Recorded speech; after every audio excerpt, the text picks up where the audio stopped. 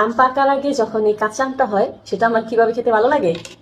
এই কাঁচা আমটা এনে কিছুদিন রেখে দিই, দেন যখন পাকে একটু হালকা হালকা তখন খুব ভালো লাগে খেতে।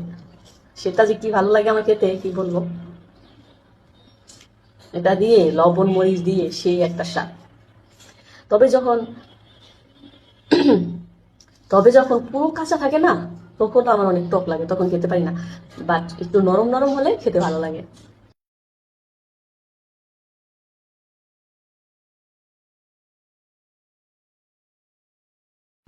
এইভাবে করে ওয়াও,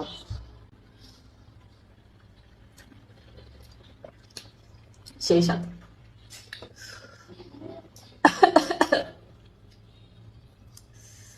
ঝাল কিন্তু খেতে পারি না সেরকম একটা।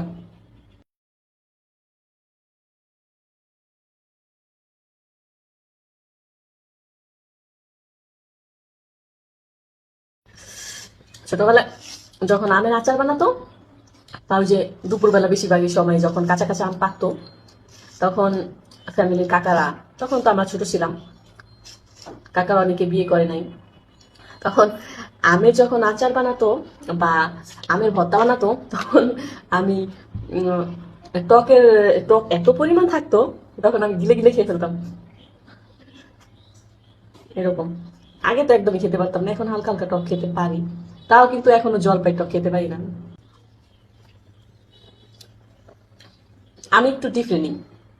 মেয়েরা যেমন টক ঝাল, তারপরে ভর্তা, ফুচকা, এগুলো পছন্দ করে। আমি না সেই টাইপের না, আমি খাই, খাবো না তা না, খুব কম পরিমাণে, খুব কম পরিমাণে। তবে আমার ভার্সিটির ক্যান্টিনের পানিপুরিটা কিন্তু আমার খুব পছন্দ, এত ভালো লাগে।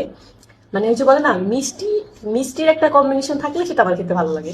আমি কিন্তু মিষ্টি লাভার একটা মেয়ে, তাই বলে যে অধিক পরিমাণে খাই তাও কিন্তু না,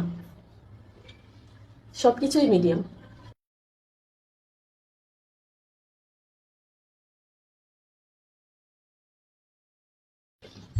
এখন দুপুর,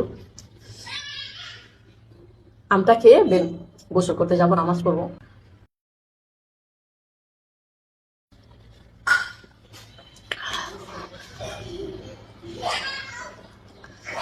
হ্যাঁ গালি পারিস না, দুষ্টমি করে না।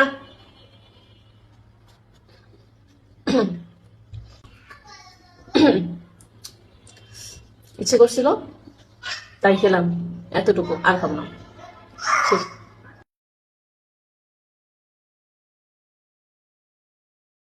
প্রচন্ড টক।